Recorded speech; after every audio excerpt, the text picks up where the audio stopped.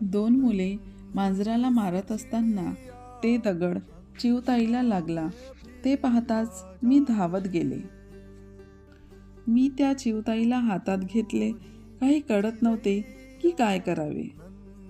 तिच्या चोचीतून रक्त पडत होते. मी तिला हातात घेतले आणि पाणी तिच्या चोचीत टाकले.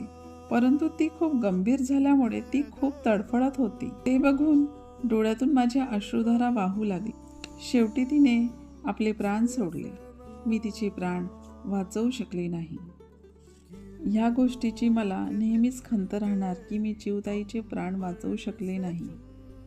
चिऊताईच्या कंठातून रक्त वाहायला सुरुवात झाली होती. तिला खूप गंभीर जखम झालेला होता.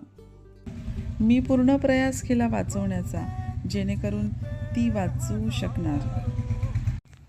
पण असं काही झालं नाही.